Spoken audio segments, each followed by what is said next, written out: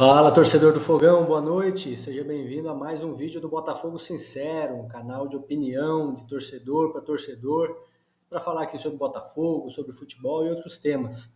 E hoje, nessa segunda-feira, 28/10, faltando 2 dias aí para o segundo jogo da semifinal da Libertadores, hoje a gente tem pelo menos 3 assuntos aqui para falar, né? Vamos falar, claro, de Botafogo e Libertadores. Vamos falar da arbitragem, das polêmicas aí que geraram afastamento nesse final de semana.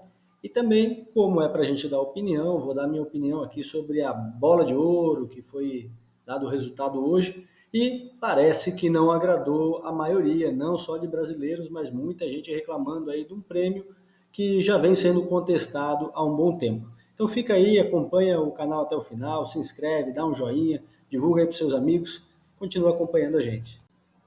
Bom, e como não poderia deixar de ser, né? O nosso primeiro assunto é Botafogo. Faltam 2 dias aí para o segundo jogo da semifinal da Libertadores. O Botafogo está praticamente classificado, né, gente? Não dá para dizer o contrário.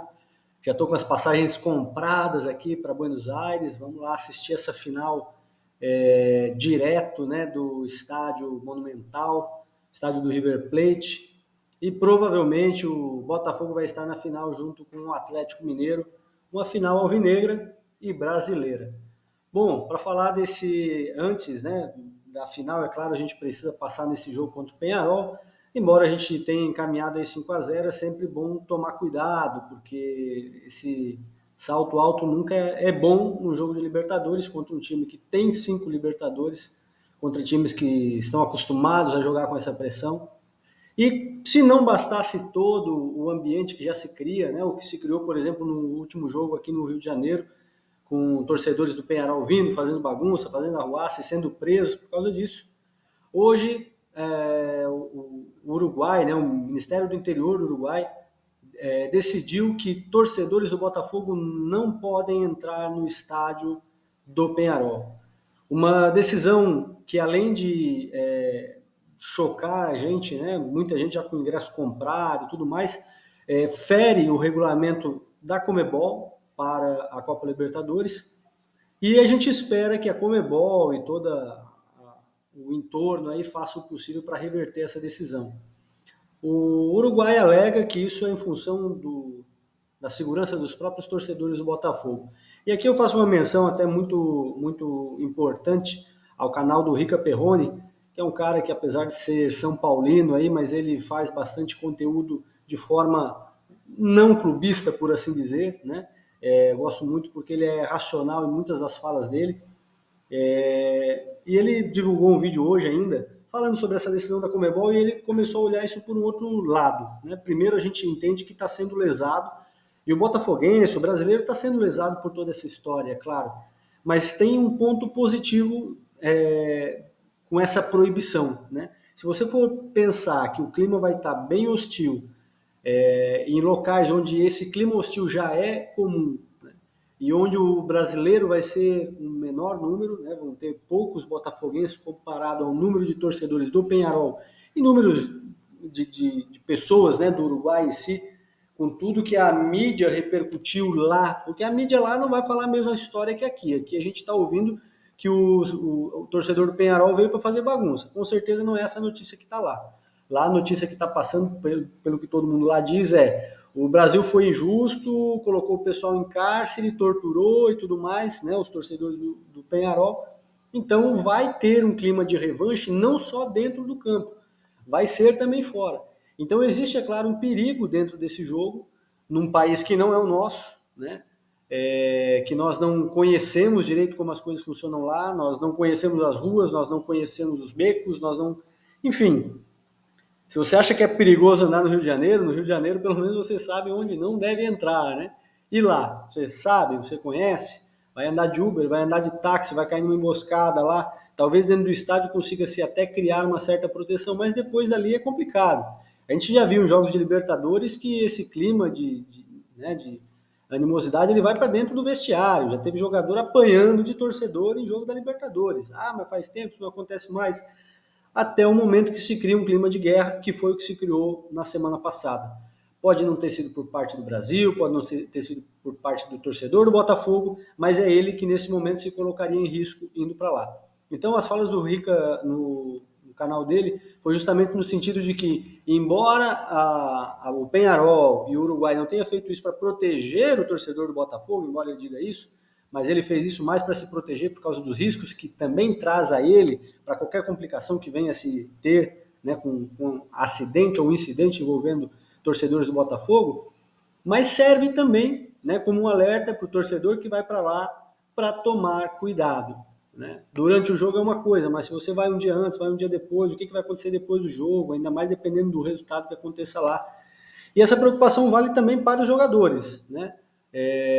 Quem que a gente vai colocar para jogar lá? O Peñarol praticamente não tem como reverter esse placar, não tem o que perder, então talvez um sentimento de vingança ou algo do tipo, ele possa bater, lesionar, tirar algum jogador, né, do sério através de uma provocação para trazer uma suspensão que vai nos prejudicar numa final. Então o cuidado ele tem que ser com os jogadores, com os torcedores, enfim. É um cenário que a gente não gostaria de estar vivendo, mas é Libertadores. E Libertadores, né, se diz que é guerra, então agora vai ser meio que uma guerra literal no sentido das torcidas aí. Não é o que a gente gostaria de ter uma tranquilidade maior, mas, enfim, fica pelo menos o alerta para tomar cuidado.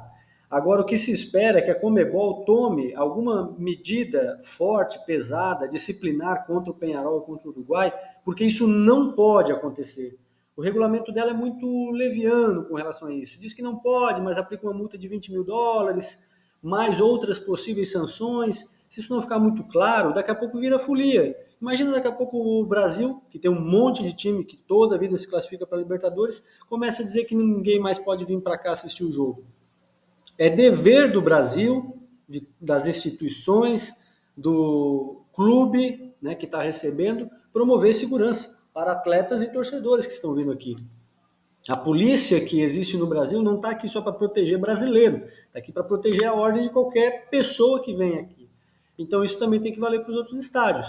E se o Peñarol realmente não permitir a entrada do Botafogo, ele precisa levar uma disciplina da Conmebol no sentido de assim, olha, a partir de 3 anos você fica sem participar da Libertadores, não importa se você se classificar em primeiro.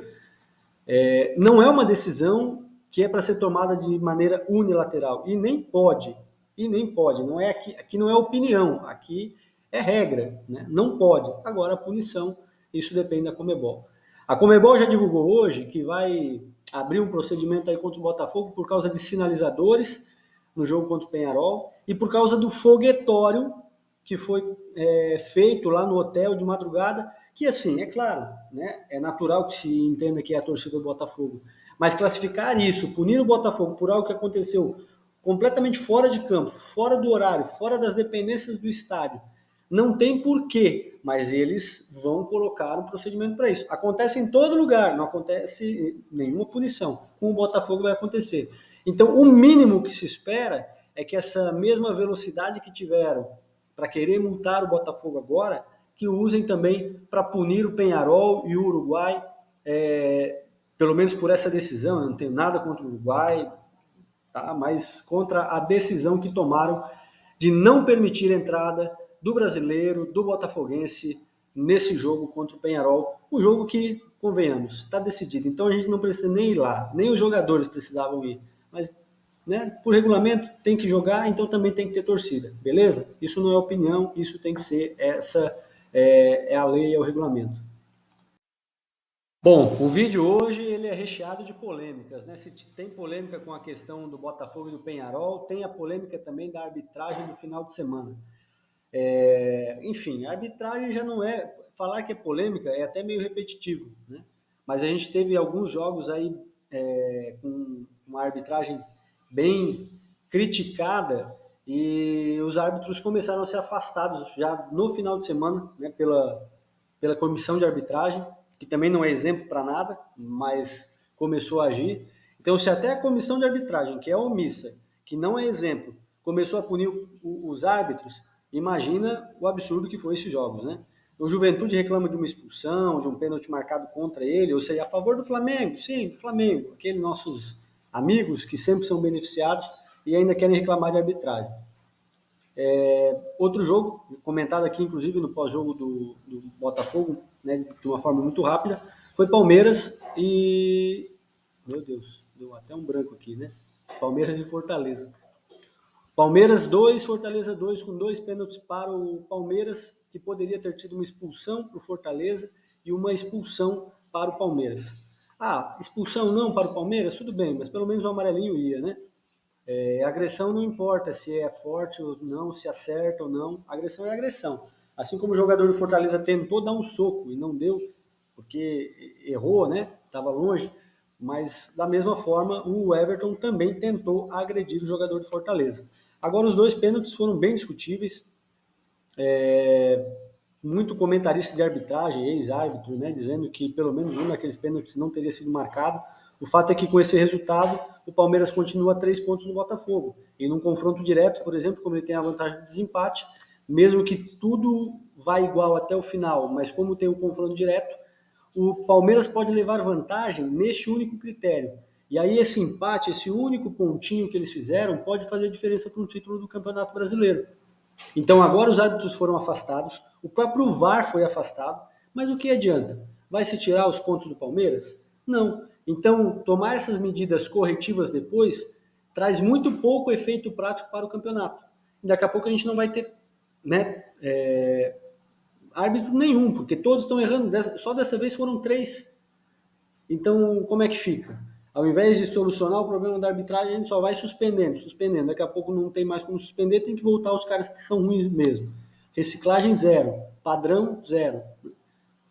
Bom, pelo menos a gente sabe que agora estão vendo, porque está ficando descarado e tudo mais. E mais uma vez, eu já falei isso também em outros momentos no canal aqui, eu não vou dizer que é roubo, eu não vou dizer que é esquema, embora em alguns casos até pareça, mas eu vou dizer que é ruindade mesmo. Eu acho que o problema está na qualidade dos árbitros.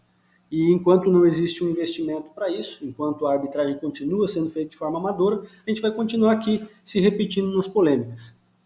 O que mais dá para falar sobre esse assunto? Eu acho que nada. Né? Eu acho que a gente tem que torcer para que a coisa melhore. E o Botafogo tem que fazer a parte dele para não depender de arbitragem, porque sempre vai ter um ponto ou outro. E às vezes também vai ser a favor, né, gente? A arbitragem ela é tão ruim que às vezes ela age contra e às vezes ela vai agir a favor, às vezes até sem querer, mas ela vai agir a favor. Então o que a gente tem que ser é, se a gente é o melhor futebol do Brasil, se a gente é o melhor time do Brasil, se a gente está ali para se classificar para uma final de Libertadores, está na liderança do Campeonato Brasileiro, a gente tem que fazer por merecer. E não ter que esperar uma ajuda da arbitragem ou esperar uma arbitragem correta. Se você ganha por 3 gols de diferença, dificilmente é a arbitragem que vai fazer essa diferença para você perder. Agora, se você ficar sempre no 1-0, sempre no limite, jogando básico, aí não tem como. Né? Uma hora, um errinho sem querer ou não, ou erro do próprio time. Imagina o time escorrer uma bola, vai recuar para o goleiro deixa a bola passar por debaixo do pé, ainda vamos dizer que é esquema de aposta. Né? Então, assim, não dá para dar sopa pro azar. Beleza? Gente, se é para falar de polêmica, vamos falar da cerimônia da Bola de Ouro. Bom, eu particularmente não acredito nesse prêmio já faz alguns anos, né? E se eu estou aqui para falar de opinião, então, de novo, não vou falar sobre o que acontece nos bastidores, porque eu não sei. Eu não sei se é armado, se não é armado, se é tendencioso ou não. Eu só não acredito. Não acredito que faça a melhor retratação de quem é o melhor jogador do mundo. E acho que tem algumas coisas por trás que às vezes pesam, né, a favor de um ou contra o outro. E aí vamos à questão do Vinícius Júnior, que tinha tudo, era o favorito para ser o melhor do mundo e perdeu para o Rodri, do Manchester City. Não estou aqui para falar que o Rodri é um jogador ruim, né? Jogador da seleção da Espanha, jogador que joga, né, num dos melhores times do mundo, que é o Manchester City. Mas vamos a... E aí também vou falar que o Vinícius Júnior não é o meu jogador favorito. Tá? Eu posso fazer uma lista de ressalvas aqui com relação ao tipo de jogo, a imitação do modelo Neymar, né, de muita firula, começa a perder um pouco de objetividade e tudo mais. Posso até falar um pouquinho depois sobre isso, já que é para dar a minha opinião. Mas não dá para discutir que, dentre todos os jogadores hoje, ele foi o que jogou o melhor futebol no mundo. Ajudou a decidir Champions, né? Fora todos os outros jogos e gols decisivos que ele participou na temporada. Você tem outros jogadores no Real Madrid que teriam condições, se não fosse ele, né, de estar nessa posição. Você tem o Rodrigo fora da lista dos 30 a mais. Para mim, o Rodrigo não pode nunca. O Rodrigo está entre os 10. Parte do sucesso do Real Madrid depende do Rodrigo. É porque o Rodrigo não tem mídia. O Rodrigo não se preocupa, como o Vinícius Júnior, como o Neymar, de ficar na vitrine. E ao mesmo tempo que a vitrine prejudica o Vinícius Júnior, a falta de vitrine prejudica o Rodrigo. Então, e aí? Vou buscar vitrine ou não vou buscar vitrine? Fica até confuso de dizer o que o jogador tem que fazer. Mas a questão é, como é que o Vinícius Júnior perde para o Rodrigo? Não tem como. O Rodrigo não foi o melhor jogador do City. O Haaland talvez tivesse mais méritos de levar um prêmio desse do que o próprio Rodrigo. Outros jogadores no Real Madrid, como eu já falei, Carvajal, Bellingham, enfim, tem tanto jogador aí que poderia estar nessa posição se a gente for começar a baixar a régua para o Rodrigo. Traz o Messi de novo, traz o Cristiano Ronaldo de novo e coloca na disputa, então, porque pelo amor de Deus, né? Se é para dar para o Rodrigo, eu acho que realmente enterra a credibilidade do prêmio, ainda mais num ano em que todos davam o Vinícius Júnior como favorito. Ah, nos últimos jogos ele não está bem. Não está bem, mas o melhor do mundo ele não contabiliza os últimos jogos agora, né? A temporada em que o Bola de Ouro contabiliza, o Vinícius Júnior foi, sim, o melhor do mundo. E aí tem coisas que pesam contra ele na hora de fazer a votação, né? Que é o fato dele se pronunciar muito contra o racismo, de ele ter essa campanha que ele faz em função disso. E ele fala muito abertamente. E eu não estou aqui para criticar essa decisão ou não, eu estou aqui para... a minha opinião é que isso interfere. Se deveria ou não é outros 500, mas eu acho que interfere porque muita gente não vê isso com bons olhos. Quem fica mais quietinho, mais numa boa. Por que o Cristiano Ronaldo tomava na cabeça toda a vida? Por que o Messi era eleito? Porque o Messi ficava quietinho, o Messi era amigo, né, da UEFA, da FIFA e tudo mais. E o Cristiano Ronaldo ia lá para reclamar. Ah, tá vendo aí, ó, toda vida. Vamos favorecer o cara.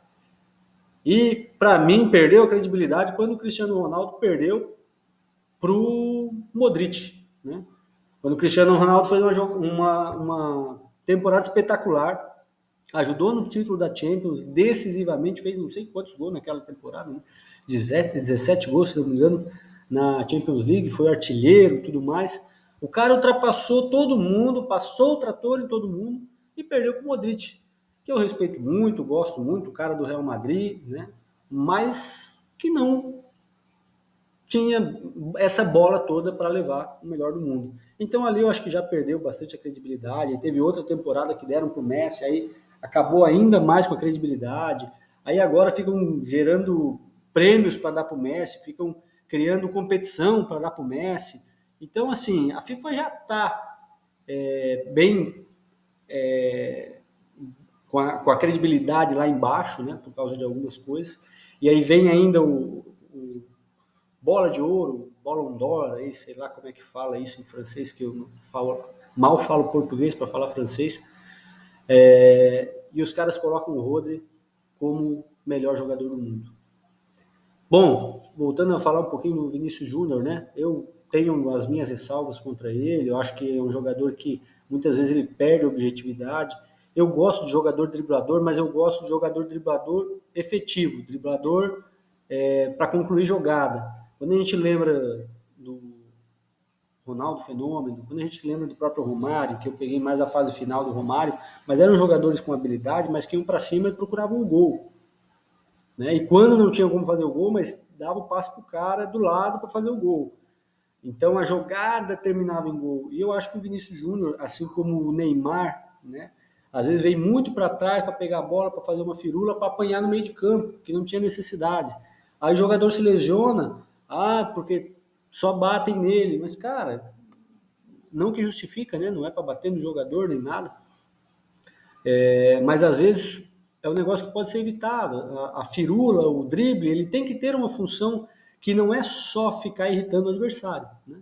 Então, se o objetivo da firula, do drible, é desarmar, criar uma possibilidade de ataque, né, destravar o jogo, é uma coisa. Então eu acho que isso às vezes prejudica o futebol de alguns jogadores que têm um pouco mais de habilidade, trazendo para o Botafogo, por exemplo, a gente conhece bastante o Luiz Henrique e eu também já tenho minha opinião falar algumas vezes aqui no canal sobre isso. E quando ele pega a individualidade dele e trabalha para o coletivo, dá muito certo, é fenomenal. Vi hoje um canal comentando sobre isso também, por coincidência, falando coisas parecidas com isso. E aí, quando você traz Vinícius Júnior, é a mesma coisa. Ele é um cara fenomenal. E quando ele é fenomenal para o grupo, é mais fenomenal ainda.